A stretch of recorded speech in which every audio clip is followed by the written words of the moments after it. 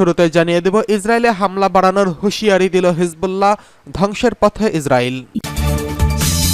জানিয়ে দেব, হামাস ইসরায়েলের মধ্যে যুদ্ধবিরতি না হওয়ার আশঙ্কা তৈরি হয়েছে। এদিকে নিরাপত্তা সই করেছে যুক্তরাষ্ট্র ও ইউক্রেন। জানিয়ে দেব, জেলেনস্কি শহরে রাশিয়ার ক্ষেপণাস্ত্র হামলা, নিহত 9। সর্বশেষ জানিয়ে দেব, ইউক্রেনের যুদ্ধের ময়দান থেকে পালালো যুক্তরাষ্ট্রের আব্রাস ট্যাঙ্ক। ইসরায়েলে হামলা বাড়ানোর হুমকি দিল হিজবুল্লাহ। লেবাননের সশস্ত্র গোষ্ঠী হিজবুল্লাহ ও ইসরায়েলের পাল্টাপাল্টি হামলায় উত্তেজনা বেড়েছে। ইসরায়েলকে লক্ষ্য করে শতাধিক রকেট ছুড়েছে গোষ্ঠীটি। ইসরায়েলের হামলায় গোষ্ঠীটির এক সিনিয়র কমান্ডার নিহতের জবাবে এই হামলা চালায় তারা। একই সঙ্গে তারা হুমকি দিয়ে বলেছে, ইসরায়েল লেবানন সীমান্ত জুড়ে হামলার তীব্রতা বাড়ানো হবে। ব্রিটিশ বার্তা সংস্থা রয়টার্স এই খবর জানিয়েছেন। অক্টোবরে গাজা যুদ্ধ শুরুর পর থেকে ইসরায়েলের সঙ্গে গোলা বিনিময় চলছে ইরান সমর্থিত হিজবুল্লাহর গোষ্ঠীর। ধীরে ধীরে তাদের মধ্যকার শত্রুতা বৃদ্ধি পাচ্ছে, যা আরও বৃহত্তর সংঘাতের ঝুঁকি বাড়িয়ে দিচ্ছে। মঙ্গলবার শেষ রাতের দিকে লেবাননের দক্ষিণাঞ্চলীয় গ্রাম জুয়াইয়াতে ইসরায়েলি হামলায় হিজবুল্লাহর এক সিনিয়র কমান্ডার আবু তালেব আবদুল্লাহ ওরফে আবু তালেব সহ 3 যোদ্ধা নিহত হয়েছেন। ইসরায়েল ও লেবাননের 3টি গোয়েন্দা সূত্র বিষয়টি নিশ্চিত করেছেন। এদিকে হামাস ও ইসরায়েলের মধ্যে যুদ্ধবিরতি না হওয়ার আশঙ্কা। হামাস ও ইসরায়েলের মধ্যে যুদ্ধবিরতি হওয়া নিয়ে ফের শঙ্কা দেখা দিয়েছে। গতকাল জাতিসংঘের নিরাপত্তা পরিষদে যুক্তরাষ্ট্রের উত্থাপিত একটি যুদ্ধবিরতির প্রস্তাব পাশ হয়। এরপরই এই প্রস্তাবের জবাব দেয় হামাস। হামাসের জবাবটি পর্যালোচনা করে যুক্তরাষ্ট্রের পররাষ্ট্রমন্ত্রী অ্যান্টনি ব্লিংকেন জানিয়েছেন, হামাস যুদ্ধবিরতির প্রস্তাবে পাল্টা যেসব দাবি জানিয়েছে সেগুলোর জন্য কাজ করবে, অর্থাৎ মানা যাবে, কিন্তু কিছু শর্ত মানা যাবে না। আর ব্লিংকেনের এমন মন্তব্যের পর যুদ্ধবিরতি নিয়ে শঙ্কা তৈরি হয়েছে।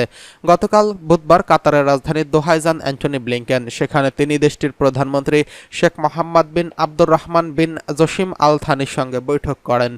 বৈঠক শেষে ব্লিংকেন জানান, হামাস যুদ্ধবিরতির প্রস্তাবে যে জবাব দিয়েছে এতে করে গাজায় যুদ্ধ অব্যাহত রাখবে ইসরায়েল।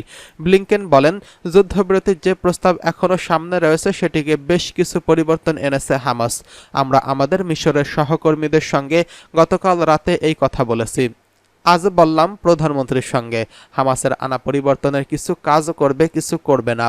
চ্যানেল 13 কান সহ কয়েকটি হিব্রু ভাষার সংবাদ মাধ্যমের বরাতে ইসরায়েলি সংবাদ মাধ্যম টাইমস অফ ইসরায়েল জানিয়েছে, হামাস একটি বিষয়ের উপর জোর দিচ্ছে, সেটি হলো স্থায়ী যুদ্ধবিরতি। যে কোনো ধরনের অস্থায়ী যুদ্ধবিরতিতে পৌঁছানোর আগে তারা ইসরায়েলের কাছ থেকে স্থায়ী যুদ্ধবিরতির নিশ্চয়তা চায়। এছাড়া জিম্মিদের মুক্তির বিনিময়ে ইসরায়েলের কারাগারে যেসব ফিলিস্তিনি বন্দী রয়েছেন তাদের যাকে খুশি করার দরকার তাদের মুক্ত করার শর্ত দিয়েছে হামাস। এছাড়া যুদ্ধবিরতির প্রথম ধাপ থেকেই গাজার পুনর্গঠন কাজ শুরু করার দাবি জানিয়েছে সশস্ত্র এই গোষ্ঠীটি।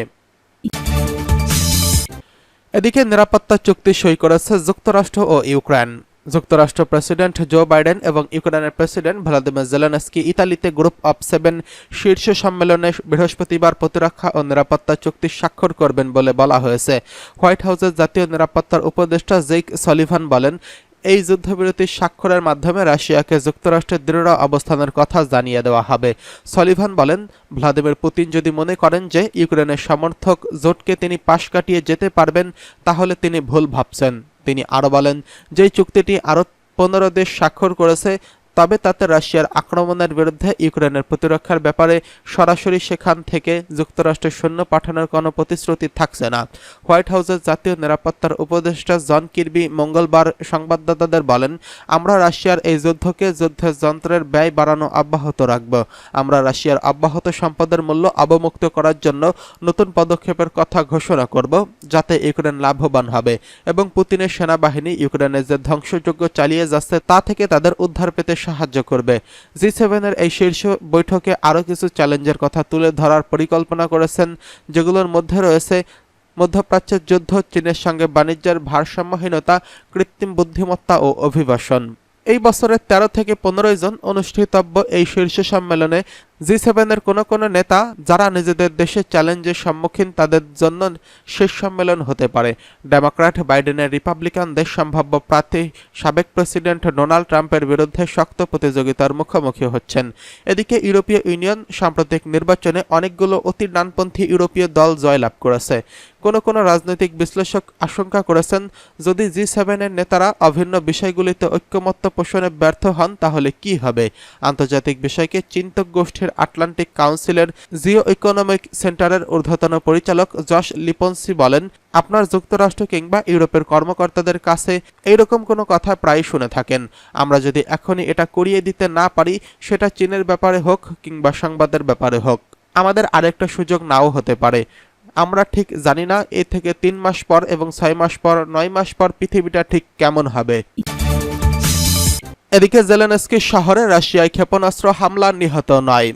ইউক্রেনের দক্ষিণাঞ্চলে ক্রিবিরিহ শহরে রাশিয়া ব্যালিস্টিক ক্ষেপণাস্ত্র হামলা চালিয়েছে। এতে 9 জন নিহত হয়েছেন। এই শহরে ইউক্রেনের প্রেসিডেন্ট জেলেনস্কি জন্মগ্রহণ করেছিলেন। এই হামলায় 5 শিশুসহ আরও 29 জন আহত হয়েছেন বলে জানিয়েছেন দেশটির স্বরাষ্ট্রমন্ত্রী। একটি আবাসিক ভবনে এই হামলার ঘটনা ঘটে বলে জানিয়েছে ব্রিটিশ গণমাধ্যম রয়টার্স। ইউক্রেনের সামরিক কমান্ড টেলিগ্রাম মেসেঞ্জিং অ্যাপে জানিয়েছেন, কয়েক সপ্তাহের মধ্যে সবচেয়ে মারাত্মক হামলায় একটি প্রশাসনিক ভবন ও একটি অ্যাপার্টমেন্ট ব্লক ক্ষতিগ্রস্ত হয়েছে।